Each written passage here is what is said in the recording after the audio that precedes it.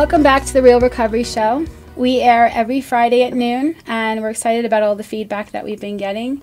It's amazing to have different topics covering a wide variety of either addictions or modalities for therapy, or what each person is doing about their own recovery or healing from their own codependency or PTSD. And we love interviewing people who are doing things in our society that are helping a myriad of people. Like we're very much passionate about what we do at the meeting space and the recovery store and on the show. And so whenever there's anybody that's really super passionate about spreading the healing message across the globe, it lights us up. And so today we get to interview some people who have really made a huge difference in our society and in the lives of adolescents needing to have recovery or tools from drug addiction. And so today we are joined here with Tay Singer, of course, who I've introduced many times. Well, and I did my show. And she just did a show. Yeah. Yeah, and so there's that too. And then we're also here with Joe Engel, who has 29 years sober. But when he was 17 years sober, his son died of a heroin overdose. And because of that struggle with his son, he created No Hero in Heroin, or Tin High, in 2013, right? Correct. Okay. When this focuses on adolescents needing help, and then he also co-created Mission High School and the Alternative Peer Groups, or APG, in 2017. Yes, right? that's Okay. correct. And now they offer even clinical outpatient as well as of last year. And we're also joined with Krista Hales, who is a doctor now of behavioral health, and she has also been a licensed alcohol and drug counselor for 15 years, right? Correct. And her interest in that stemmed from her own experience with two family members that she had who committed suicide. Her grandmother when she was 25, and her uncle when she was 20. And so here we have two people, one who's been in long-term recovery and then had the experience of losing his son to addiction, and someone who has experienced suicide in their own family and the trauma that that brings up. And I often find that people who have gone through great pain can turn it around and offer great healing in this world, because we're uniquely qualified to understand where a person is and what they need, and have the passion to want to help. So welcome. So thank you so much for joining us on this show. We're airing this show this week because coming up real soon in a few weeks, they're going to have their annual Black Monday event, which is now year 10. Right? Year 10. So we're going to talk about how that started and what that's all about as well. And so we'll start off with you, Joe. If you could talk about your recovery, your experience, and what happened before your son passed away, like the struggle that you witnessed and what you went through. Sure. Thanks so much, Lisa, for having us. Tay, very nice to participate here in the podcast with you. I did not realize it was going to be filmed, so that's kind of a nice surprise. I'm glad I combed my hair. And at any rate, it's a long story. You know, as you mentioned, I'm relatively young when I was entered recovery. I was 26 years old. Oh, wow. Had 3 sons at the time. 2 different mothers were involved.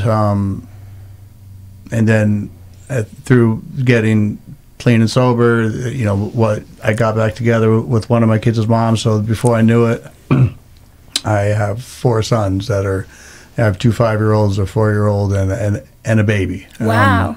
All within, you know, and I figure this is God's plan for me. He wants me to be a dad, and this is what I'm supposed to do. And to create a small town. And to create a small town. Unfortunately, that thing, having a family, kind of took me further away from my program of recovery, and unfortunately, that relationship did not last. I ended up getting primary custody of all 4 of my sons. I was single father for almost 15 years, where I was the main parent, and that was due to being in recovery. And at the time, my kids were small. They became teenagers. They needed to eat. They needed to print stuff, for school at the time, and then whatever you had to turn in a paperwork like tomorrow, You know, I'm running out to Kinko's in the middle of the night because his brother used the printer ink to draw, you know, fish or whatever. You know what I mean? So stuff like that happens. Right. It was very chaotic. A lot of love, a lot of fun.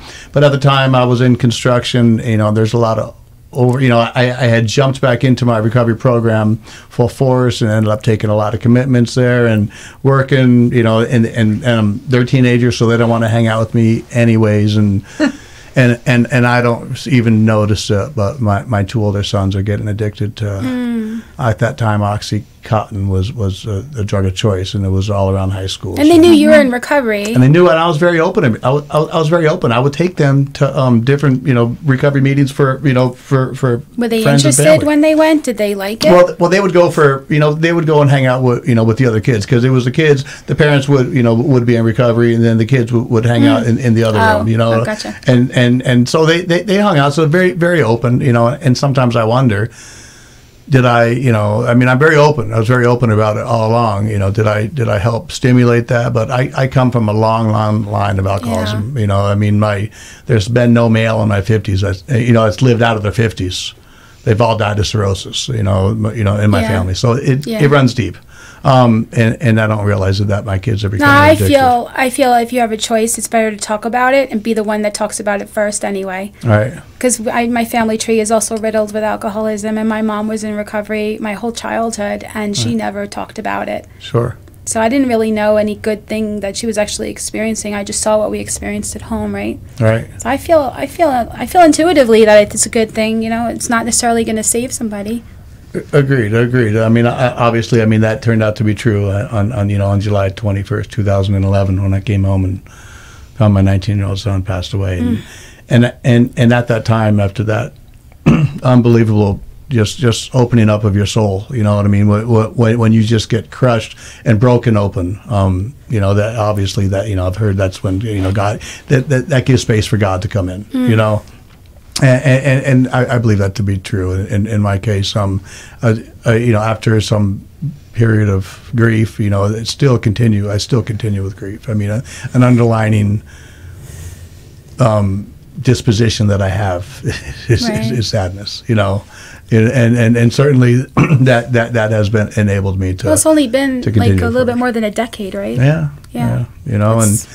But then the first year afterwards, I sat around my kitchen table with a couple other parents that had, the heroin epidemic had affected their lives as well. And I said, we should help. We should do something. I don't know what the help's going to look like, but we're going to need some money. And what we did is we had a garage sale, and we had a community yard sale. We made $800, and we gave $500 of away to sober living houses, and that became something that we could tangibly do. We could tangibly do that. We can raise money, talk about substance use disorder, because it is a chronic progressive illness that there's people running laps at Relay for Life or cancer. Right.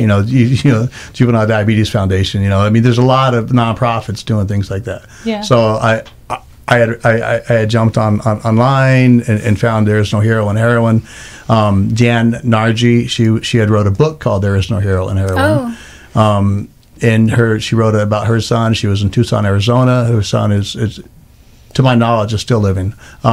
He was on medically assisted treatment and very successful after that. But she asked if I would like to start a Las Vegas chapter, and that came in line with me talking to my other friends that were parents, and we did, and we had a yard sale, and we started donating money towards sober living, and we did that, and throughout the years we've donated over $55,000 towards sober living. That's wonderful. And that was just from doing golf tournaments. The Black Monday, which you mentioned at the beginning of the show, was a program that Jan had started in Tucson. So she had just gifted me the nonprofit, to be able to run underneath hers, to be a daughter foundation under her foundation. So it was really easy for me. I was super lucky. Yeah, sorry. No, she's talking about the meeting space became a nonprofit last year, and it has been like an education in learning how to fundraise. And ironically, we're having a garage sale this weekend. This weekend, Friday, Saturday, and Sunday to benefit the meeting space. There So I you find go. the timing of this. I mean, today, because today's Friday, so it's this weekend. Yeah. That's a very good start. Yeah. Sheesh. Okay. Understood. So from there, I mean, she ended up signing it all over to me a couple of years later. But her Black Monday was basically a symposium. You know, she had got a couple of city leaders out in Tucson, and she said, "Could you do something like that in Vegas?" And she gave me a little blueprint of what to do. And so we went out to a couple of our friends in the community. We got a judge from drug court to speak. Cedric, right? Judge Kearns was second year. Okay. Was year two, and Judge Kearns is a very good friend, and he's been an advisor since the beginning. But we had Judge Bell. Okay. We had Councilman Steve Ross, whom I grew up with, who's he's recently passed away. He's a dear friend of mine. He was at the time Mayor Pro Tem, and he helped to get me into the Mayor's Faith Initiative to start networking with some of those people. He was one of our speakers. We had Dr. Gloria Montgomery. She was fabulous. I don't know if you know her from she's a long-term clean, sober, very from Hollywood and Vine down in Southern California. Oh, okay. Yeah. And we had Dr. Mel Pohl at the time, and it was neat. So we had a little panel going on, and then we had a carnation wall to where we would honor all different phases of substance use disorder, addiction. You know, we would sell a red carnation to represent somebody who's passed away, a white carnation for somebody who's in recovery, and a black carnation for somebody who's still in the throes of addiction. Wow. So we did that. So we like to touch the bereavement, and we had maybe about half a dozen community providers. You know, we had 100 people there, and we had the news came, and it was really kind of neat. And anyway, that was our first one. You know, and so we've grown from there, and since then we've gone on to do skeet tournaments, or actually called sporting plays. You know, so we fundraise. That's one of our fundraising streams. And at one of our Black Monday events, we do it annually, the Monday that's around closest to Valentine's Day. Why close to Valentine's Day? That's because that's what Jan did, and that's what Jan told me to do. Okay.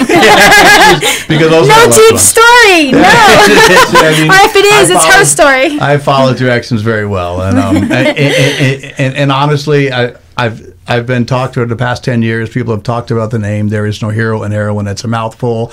You know, heroin is sometimes harsh on the ears, which it's different nowadays. I love it. I love it's that not phrase. near. I think it's catchy. You know, but she's all, you know, so her story is that, so it's a really neat story about her. Generation Found was a movie about a recovery high school. Greg Williams was the movie producer of that, and then he also produced a movie before that called The Anonymous People, which changed my view on recovery. It really did. On recovery entirely? On recovery entirely. You know, I'm 20 years sober when I'm watching this movie, and his idea is that there's programs of recovery that actually are really beneficial, and they help millions of people every day. Let's bring it up out of church basements and let's talk about it. You know, if everybody who is, you know, has a substance use disorder, if they decide to vote, we're going to change. Yes. Yeah. We're going to change a lot of things. Yes. A lot of us. So I mean, let's talk about it. We're all about that. Let's show that we're loud and proud about recovery. Yep. So I mean, so that changed my life, and then the Anonymous, then the Generation Found came around, and that was the movie about the recovery high school, the one down in Texas, and I signed up to do a showing here in Las Vegas, and at the time I had friends Jeff Horn and Don Jersey that I had looped in, and we were going to try to build a recovery high school. Of the movie? So the screening, gotcha. so the screening for this movie, it wasn't released completely, but you could apply to release, and then you would have to sell half the movie tickets, you know, in order for it to tip. They called it the tipping point. And I was at a conference. Actually, I was at the Recovery High School conference in Austin, Texas. I got off the plane and I was checking my phone to see how many tickets we sold, because are we going to tip? Is this even going to go off? Because the idea is that we get all these city leaders here. Mm-hmm. and community leaders, bring them to the showing, and let's make this Recovery High School a thing here in Las Vegas. And I get off the phone, I get off the plane, I look at my phone, and I see that we tipped. Somebody bought 40 tickets. And, wow. And I was like, my goodness. And I looked to see, it was Jan Nargi. It was the founder wow. from Tucson, Arizona. She had followed us, and she said, Joe, I called her, I said, Jan, that was so nice. You helped us to tip. And she said, I just hope that the right people are in the room, Joe, that this is a success and you're able to pull this off. Me too. I'm like, everywhere. I've never heard from her since. Wow. She's passed away. Her family got a hold of me. She passed away on a beach in Virginia when she was home visiting family. Oh. Super sad. So I don't know if that was one of her last things that she was doing, because she suffered from depression as well, right? So I mean, that was so she helped us to tip. And I don't know if that movie was the one that, brought Mission High School here, but it kept our momentum going, and it was a wonderful showing. Beautiful. We had a great time, great screening. May of 2017, it gets on the Mission High School. Our buddy Jeff, who's one of the three amigos, he talks the school board into putting this onto the agenda.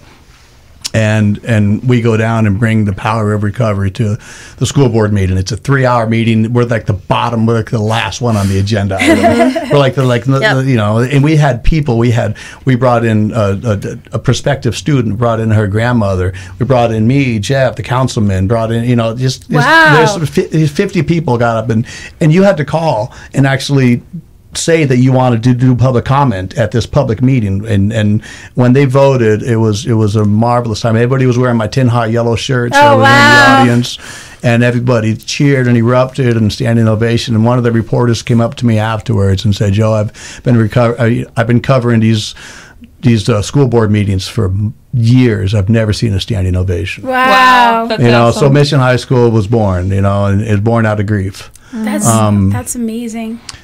The alternative peer group model helps with the social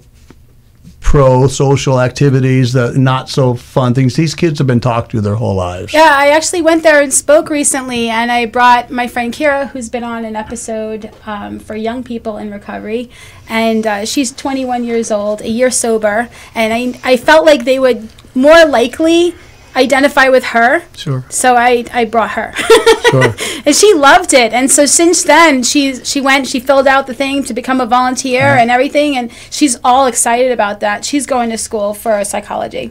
Okay. And so, yeah. But I was sharing, and I was trying to not share like I am 51 years old. Like I was trying to share like I remember when I was, whatever, but I was watching them while they were watching me, and I could tell, like, you could only talk, but if somebody doesn't, if they feel like they're being talked at, then their ears are going to shut, and that's how I was at that age. I was exposed to recovery. I just, I didn't have ears. I didn't believe it would help me. And so it was interesting, I was trying to do what I do, but, I ended up saying I'll be back because I know that if they see me more often, then they'll be more comfortable, and then it won't be like that.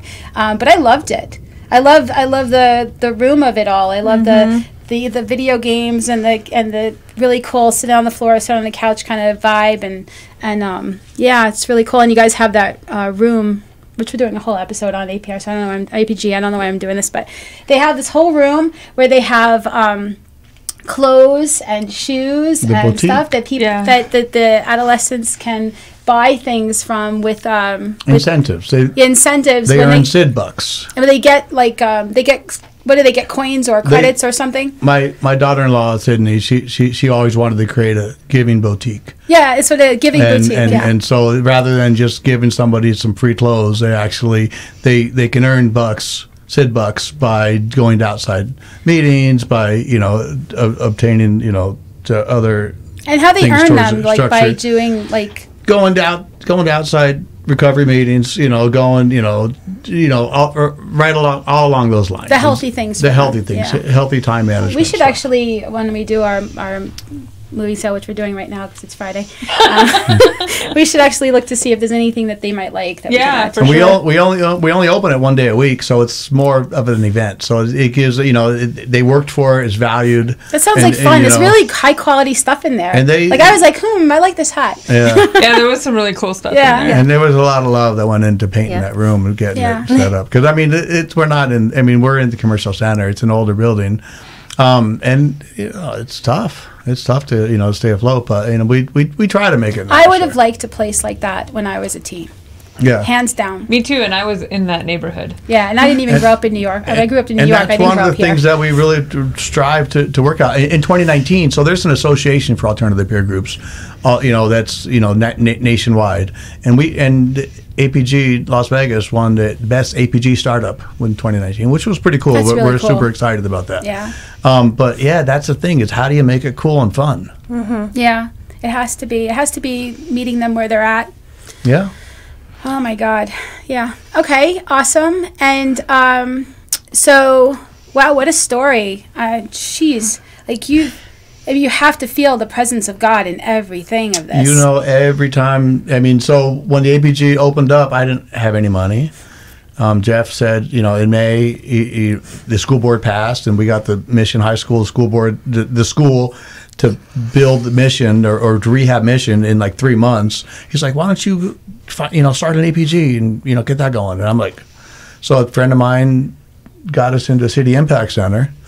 And City Impact Center, and he had a room because you could have this. And I said, I don't have any money. He said, I don't want your money. He said, I want my sponsor's money so I could help people in the community like you. So, wow, I love that. So he gave us 3 months to incubate, to start. And then when Mission opened up, we went on site for Mission for the first couple of years. And then after 2 years on site at Mission, the State Opioid Response Grant Fund, which we talked about grant funding earlier, we're really going to have another conversation after this. But that's enabled us to open up, that office at APG, and then our outpatient clinical office, a little bit later. And now I'm looking at possible, county contract with the Harbor, which is a juvenile diversion. Oh, that's cool. Which will be huge, which will build my census completely. It'll raise it up. So we become, from the garage sale, a bona fide adolescent treatment center, outpatient treatment center that really was born out of grief, and as effectively, with all the events that we've done, we've affected thousands and thousands of lives. You know what I mean? And that's born out of grief. That is so cool. So it's really it's amazing. It's a lot of work. I still have a full-time job, but I have wonderful volunteers. Krista came on board after the first Black Monday. She saw our ad in the our news story, and she says, "I'm at this treatment center, and I want to network and meet people." So I go in to see her, and she's just smiling. And this is 10 years ago, right? And 12 years ago. And she's just grinning from ear to ear, and just pretty, and just young, and just like, oh, how can I help? And now she's still here. So she still looks very, very young. She does. Can I ask how old you are? I'm 35. You're not. Yeah. Wow. So she must fool all the adolescents then. They must they like me a little bit. She has a young voice too. Yeah. All right, awesome. Okay. Well, you know what? This is a good time to take a break, and we're going to go to break right now, and when we come back, we'll talk to Krista, and we'll find out a little bit about what got her involved and what she's all about as well. So see you in a bit.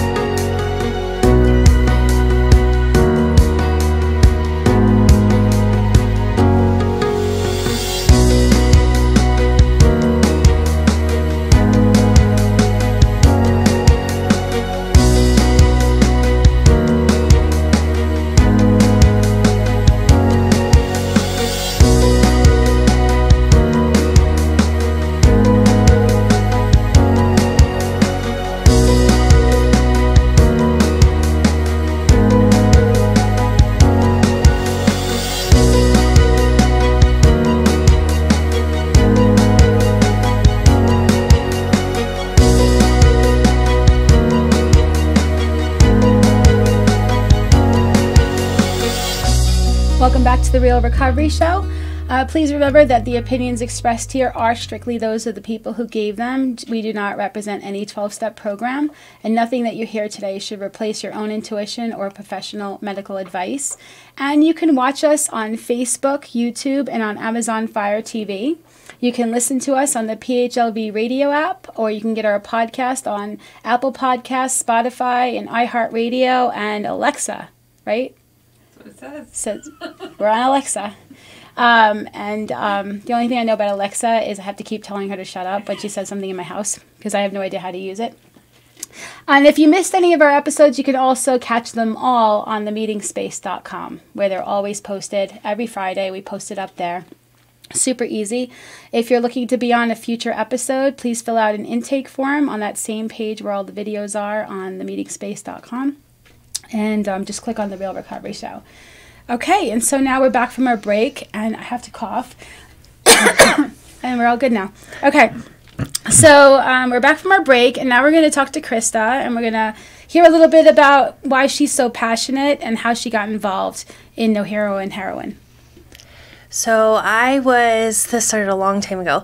I was in my bachelor's program, and I lost my uncle to suicide by overdose. And it was something that I had been completely naive about in my family, and how substance use had kind of run rampant in my family over that time.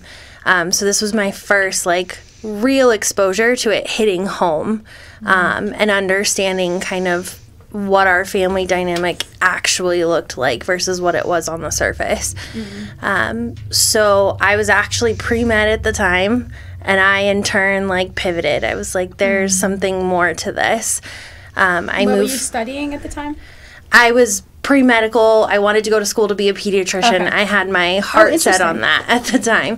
But I moved back home because this was kind of like a triggering event to be closer to my family. Yeah. So I moved back home and decided to finish my degree here, and I took an intro to substance use class, and fell in love with just being able to better understand that and being able to understand kind of what my family had gone through. And then shortly after that, during my master's program, I lost my grandmother to suicide by overdose. So same side of the family hit us again. And she and I were literally as thick as thieves. So then my education delved into this even more. How could I not see the signs and symptoms? Why did I not notice that last goodbye was the last goodbye? Those type of things.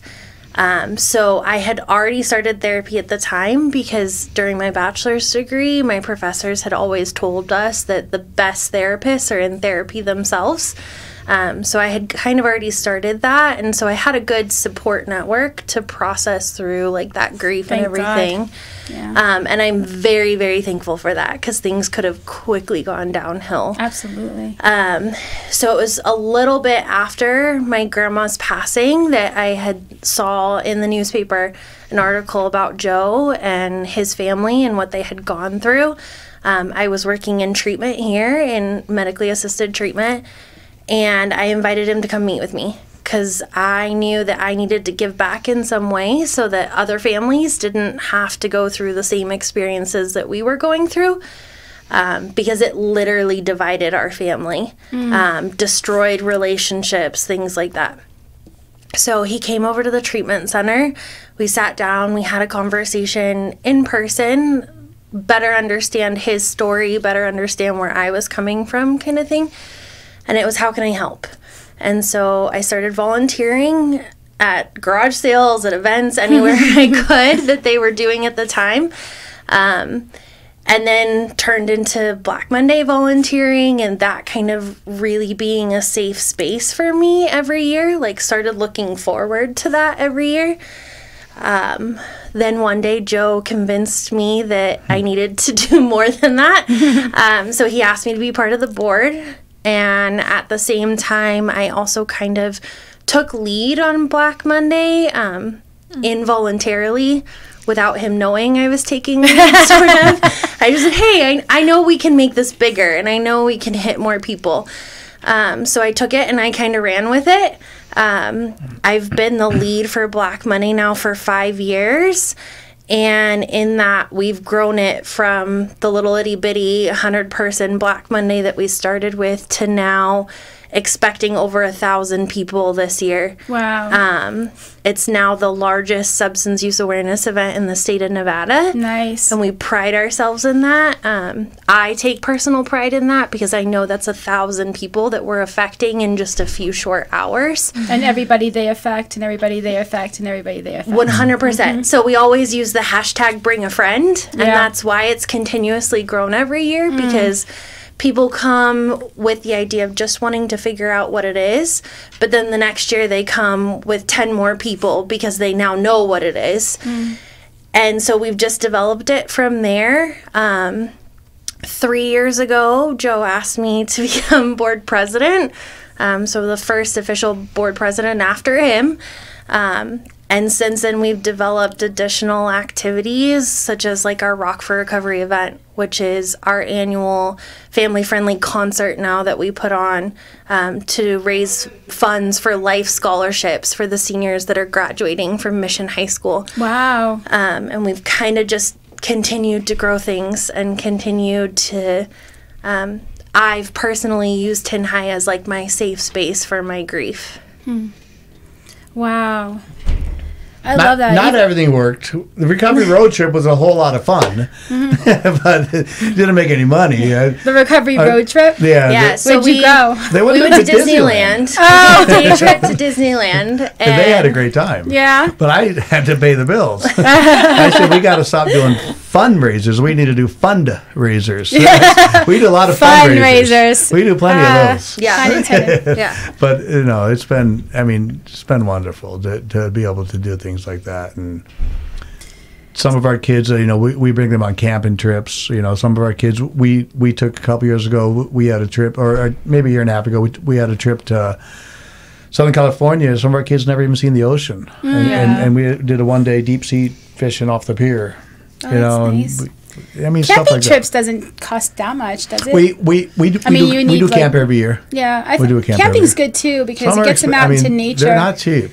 I don't know, but don't you feel? I shouldn't say don't you feel, but don't you feel that I feel like addiction. One of the reasons why it's been on the rise is how disconnected we are from nature, and like generation after generation. Now everybody's in front of a cell phone, a TV, or a video game. Especially in Vegas. I mean, you're not just in the desert, so there is no ocean, Right. But you're surrounded by the glitz and glamour of the Strip, and so it's a completely I can't say it's a completely different childhood because I didn't grow up anywhere else, but I did grow up here. And so, I do feel like there is a difference in, trying to connect with people and trying to connect in a different way. Like, I don't know my neighbors. I never have, but other people do, and that's a normal thing elsewhere. You know what I'm saying? Like, yeah. When I grew up in New York, I grew up. We had money when I was a kid, and so we went to like sleepaway camp. And so there's things you learn when you're out in nature and you're learning. You get the Red Cross test and you learn how to swim, or they just throw you in the lake like it was my experience, but whatever. But I don't know. You learn things and you get more in touch with nature, and to this day, I love hiking now, and I love camping, and I love all being outside and swimming and going to the water. 'Cause growing up in New York. So maybe some of these kids never experienced that experience, and maybe that's that disconnect of being up in the head, which is a very big reason why we're addicts, is we just overthink things, or we're just disconnected and we don't really see the big picture, and we're out and we're learning to maybe interact with other people in a camping situation. So I don't know why I'm getting so hung up on the camp, but I just feel like this. It's just when you're talking about how much you enjoy nature and outdoors and all that stuff, and I was just thinking about how much I love hotel rooms. And we've had so many times. We can never go away because she wants to be inside. Well, I think the biggest thing too is like our camping trips aren't just camping trips. Like we make sure that we have a clinician with the kids because as And soon a as they nurse. start experiencing Yeah. any sort of symptom whatsoever that they need to process. So like it's more than just a camping trip for us, like because of And that. we got to have, I mean, any of our volunteers got to be Nevada Department of Public Safety background check. We got to send a nurse with them. We got to send Oh, it is. You know, Yeah, I mean, right. it is, I mean, Very and involved. they have activities. And we have a rec therapist, a recreational therapist. How do you make sure who that comes they with us. don't, like, none of the adolescents do drugs? How do you make sure, Well, like, we have a 1-to-4 ratio with adults to kids to campers. like, do you test? Do you drug test, like, on trips? We do well before and after tests. I mean, it you know, we don't drug Right. test all the time, but we have Enough to make reasonable the suspicion. yeah. They know. I mean, we have drug tests in the office, and for Yeah. sure, there's plenty of people that you know they get drug tested. You know, Yeah, when throughout. I went to APG, like the general consensus I got off of the people that the teenagers that were hanging out there was that one had relapsed and was genuinely upset that he relapsed and wanting to really work it out, and that's the mindset that I feel like, okay, so that happened, but you could tell that this one really, really wanted it, but it was aware of his own issues, like that he slipped, you know. And so, they're very protective of APG. So, like our regular kids, they will 100% rat on someone that Yeah, they they do. think is Wow. is maybe Is not good potentially for the behind group. the scenes. Wow. Yeah, it's not Absolutely. good for the group. that's amazing. And that's the positive peer pressure my we God. want, and that's the whole goal that we were going for, and we're Wow. watching it. We see it, and they definitely and the kids. I mean, these kids are 15 years old, 16 years old. They may or may not even be, you know, full blown addiction, right? Right. Full blown alcoholic. Right. You know, I mean, they may, you know, so we don't, you know, we honestly really don't know. So they could, you know, years from now find out that, you know, that they, you know, can drink. You know, that certainly Sure, but that at certainly least, could you happen. know, now But they'll they know have that there's a tools. safe place, and they know that. See, so there's a guy, Father Greg Boyle, Homeboy Industries down in Southern California. I quote him often. He's fabulous. You know, he gets asked a lot, you know, about what he thinks. You know, what should we, you know, what's the answer? He deals with the formerly incarcerated, and Okay. he gets asked all the time, and his answer, he said, well, let's assume that the answer is kindness, and let's go from there. Let's start with that. And that, and I heard that, and I just could not, you know, I agree. feel any differently. You know, I mean, and that's what we're trying to do at the Alternative Peer Group is to just surround them with loving, nurturing arms and let them know that, you know, they matter, because they do. You know, everybody matters. You know, there's nobody who's more important than anyone else. You know, and most of our kids have been told the opposite of that for a very long time. I truly agree. I feel like we're so in alignment. Like the mission. So when the recovery store and the meeting space started, it started on a main road. And in the beginning, we had people constantly calling us because they were lost, because they couldn't fathom the idea that it was on a main road.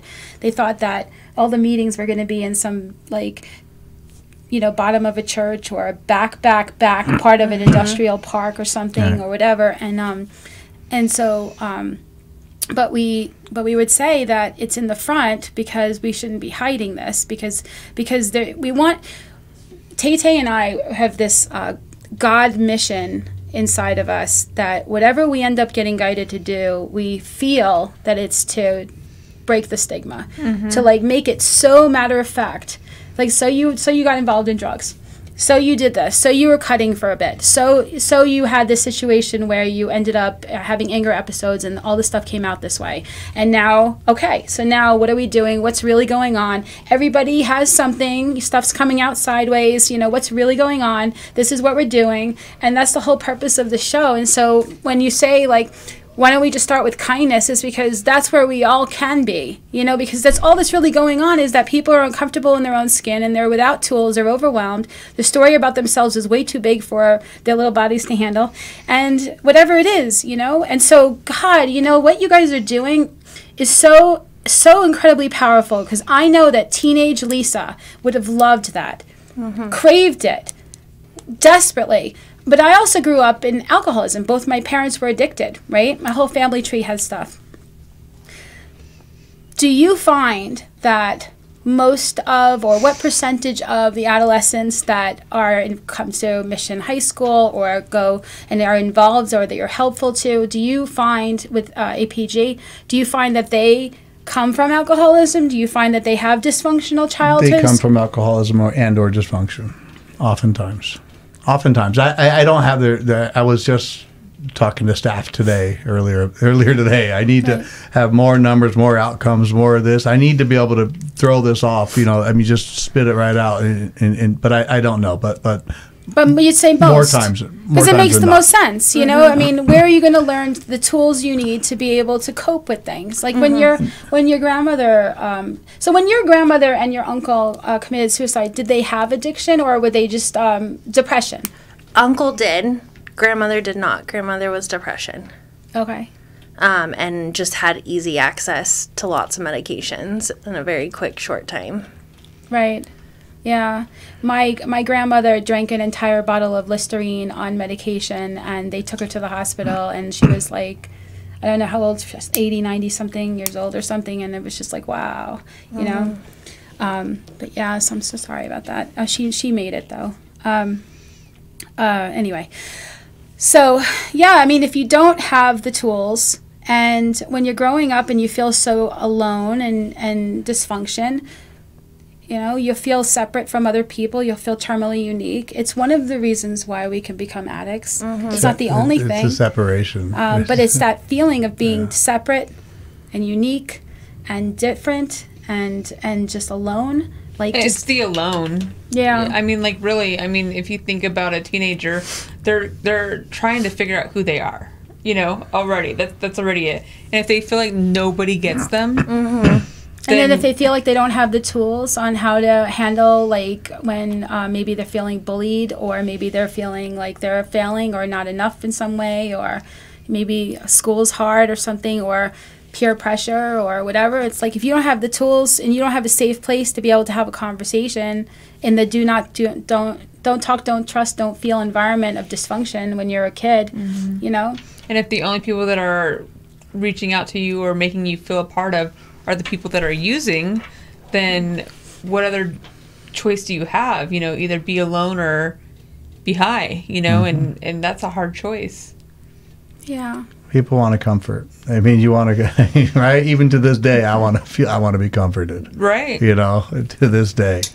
Well, I mean, addiction is a family disease too, and it's not just because of the things that they don't learn. It's, we're all healing from stuff, and so when both my parents had their own traumas, and so even if they didn't ever pick up a substance or any kind of overt addiction, just the stuff that wasn't healed made them guarded around their children, made them whatever. And so, I don't know. But, everything that we do in this life to be able to, break the chain, to do everything that we possibly can. I just love what you guys are doing. It makes my heart happy. I think that's the biggest thing is, what drew me to Tin High and what continues to draw me to Tin High is it is always a safe space. It does not matter if you relapsed last night and you come in and tell us this morning, I don't know what to do. I relapsed last night. We've created that space to be able to have that conversation and it be okay. We don't love you any less because you relapsed last night. Let's just get you back on track today. And that's kind of especially with Black Monday, the energy in the atmosphere. If you go to Black Monday, you feel it. At Black Monday is just insane. We actually donated to Black Monday. You did? Yeah, and then I got sick. I have epilepsy, and I was like, I was not going to be able to handle a crowd. Right. And so Tay went, and you brought somebody else, I think, from the store. No, Albert came with me. Oh, Albert, my ex-husband. Last year's? No, it was 4 years ago. It was before COVID. Oh, at UNLV? 3 or 4 years ago. UNLV. Yeah. It was a lot of fun. Yeah. Yeah. We got feedback last year that it felt like a family reunion. And that was the biggest blessing for me to hear that because that's what we're going for. We want everyone to feel we're trying to create this is a tribe. That's beautiful. A great big family. And so anybody can go to Black Monday? Free to attend. Okay. That's something that we've kept it from the beginning and we'll continue to. So describe Black Monday. Give a picture of what the event is and why people would be attracted to going to it. So Black Monday, it's kind of all encompassing. We have something for everyone, no matter how substance use has affected your family.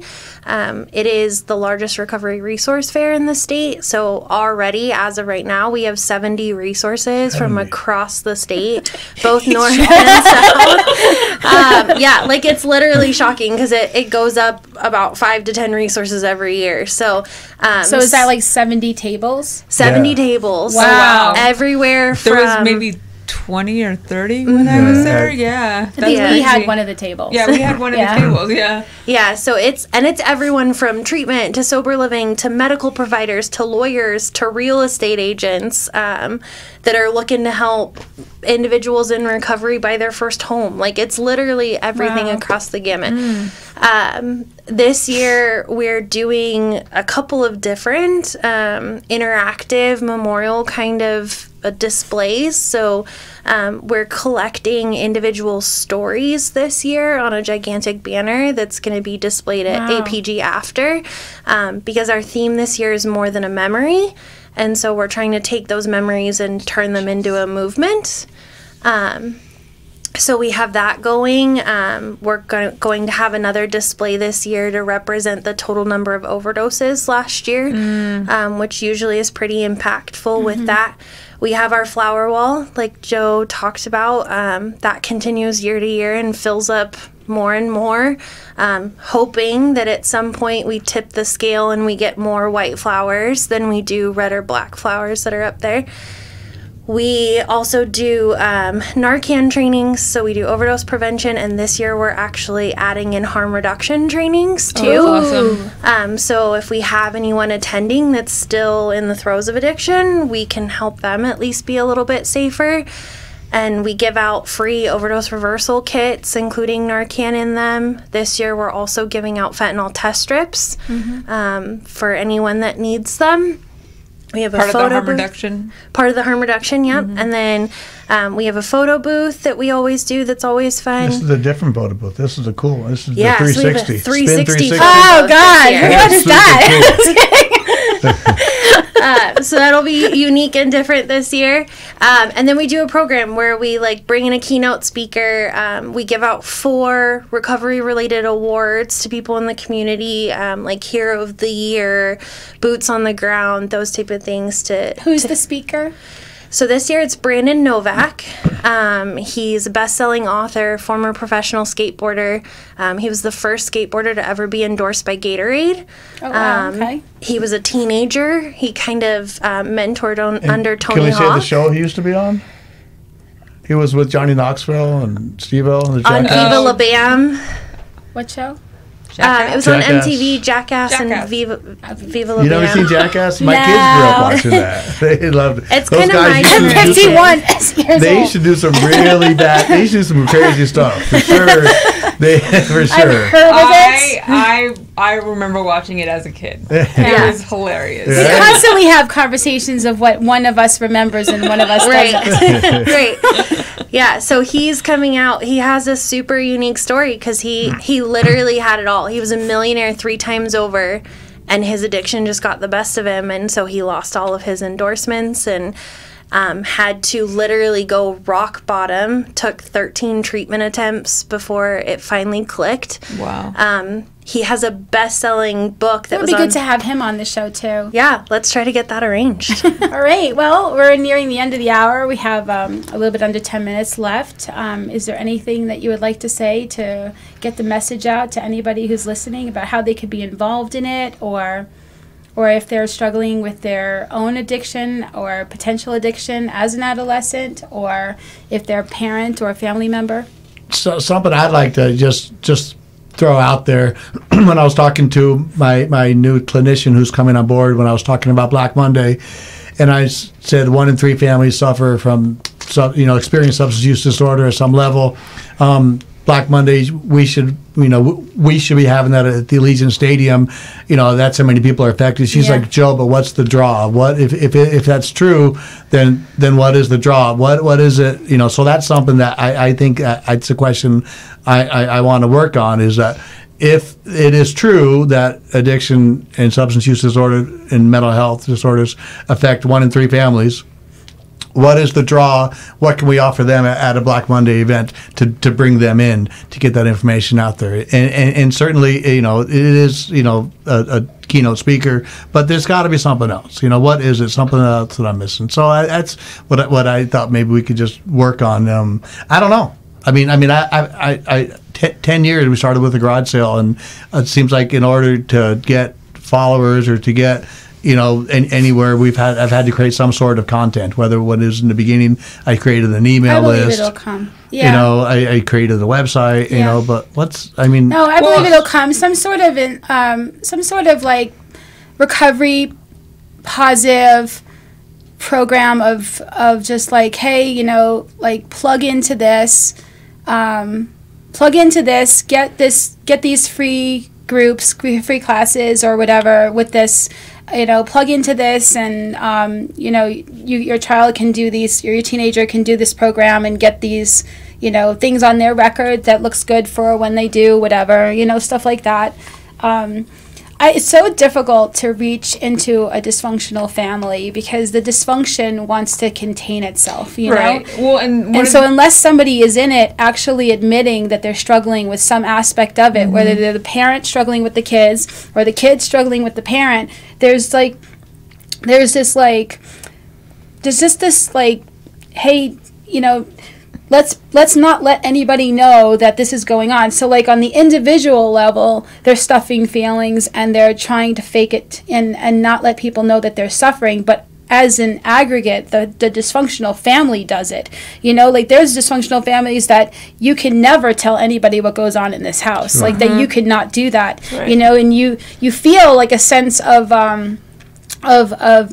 kind of misplaced, but not misplaced loyalty to a family member who might even be putting you in harm's way because they're your family member, and you don't want to say bad things about them, or you're afraid to say bad things about them in your own effort to get help, of what would that, you can get hurt or abandonment or whatever it is. So it's hard to reach in unless they're reaching out. The best thing, it's always attraction, not promotion, right? And so the best thing is to be as attractive as possible and to have real tools and things that people can do to get involved. I mean, it takes a lot of humility for a parent to say, hey, I might need help with my teenager or my child or something. It takes great humility. They think it's a reflection upon them. They do. Unfortunately. They do. And I know it was 7 years after my son's passing before I even went to go see a grief counselor myself. Wow. And I went for a year, and it was a marvelous experience. And I'm still friends with that counselor today. But I know, and I remember she had told me she's a bereaved parent as well. And when she told me when I first started seeing her that she knew her daughter had lived exactly how long as she was supposed to live. She had a path, and I was like, wow, how can I? And I don't know if I'm completely there yet, but I know my son's life had a meaning and had a purpose, and I'm going to talk about it. I do believe that, because I do believe, and this might be too deep for this, but whatever, here goes. I do believe that we're all, like that saying, we're all souls having a human experience. I do believe we're living 2 lives at the same time. The one that nobody knows about and the one that we are interacting with the public with, and that's why I feel like it's such a surprise when somebody kills themselves, right? Or does anything that you think that is out of their character, because you're seeing more likely the character they're interacting with you with than not what's really internally going on.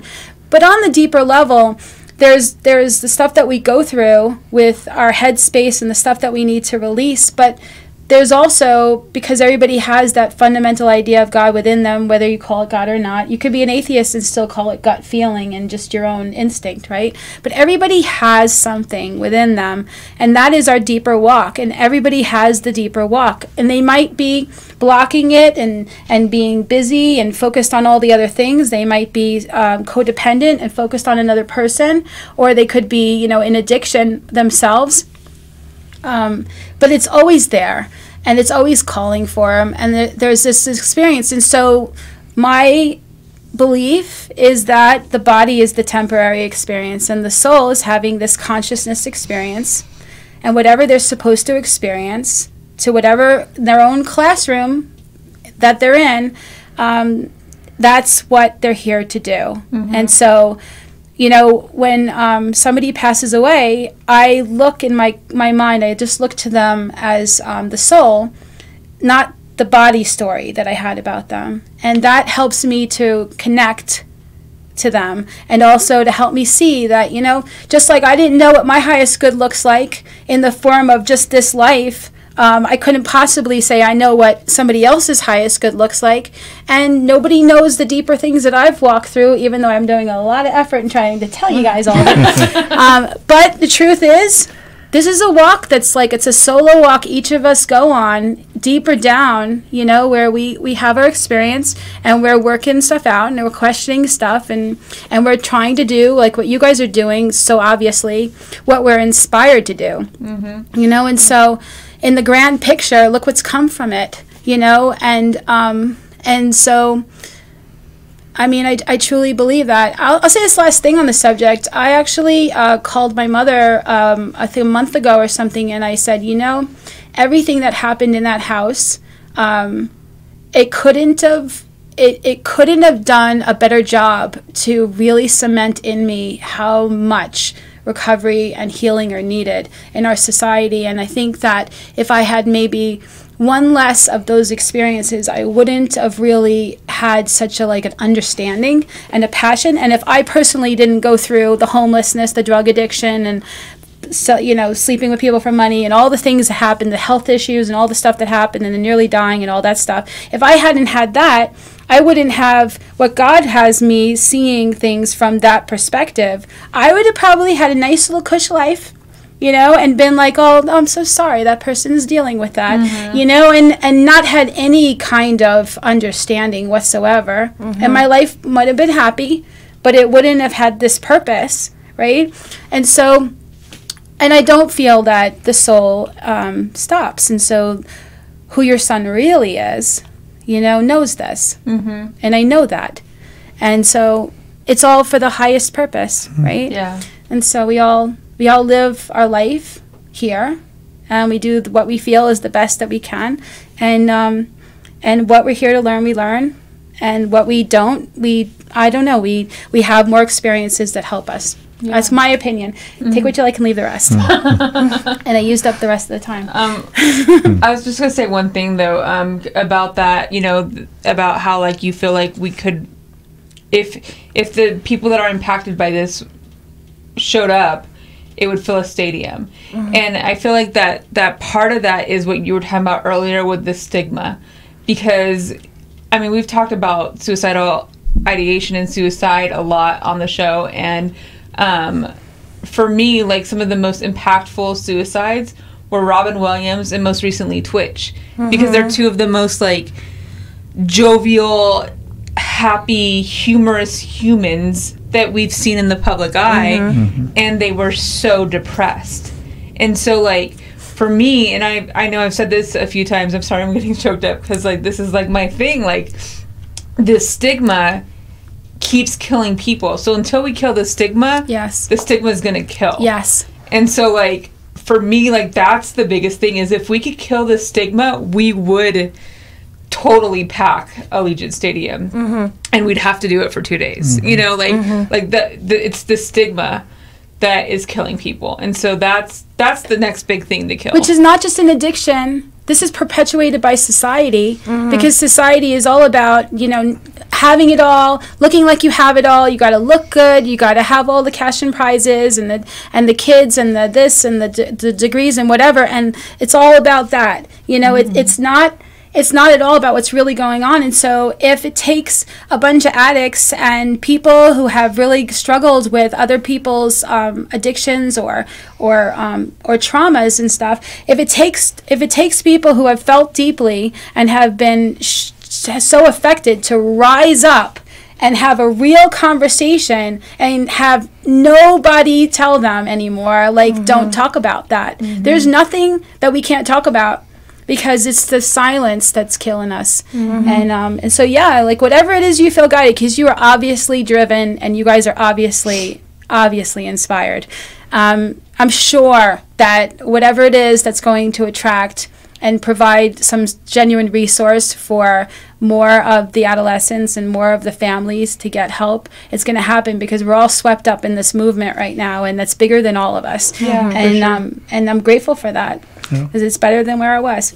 All right, well, thank you guys so much for joining us. Thanks for having And us. so Black Monday is coming up. It's on February 13th, and it's going to be at Central Church. Central Church. Oh, wow. Where? Okay. In Henderson. In Henderson. 1001 New Beginnings Drive. Oh, I like that. That's awesome. Have I been there? I don't think so. Okay. Yeah. What time? I will be. 4 p.m.? 4 p.m. 4 p.m. 4 p.m. Okay, if you want information, just contact us at the meetingspace.com, or you can go to Tin High's website, TinHighLasVegas.info. Perfect. All right, well, thank you guys so much, and thank you for joining us today on The Real Recovery Show. We'd like to give a special thanks to our sponsor and gracious host, PHLV Radio, here in Las Vegas. See you next week.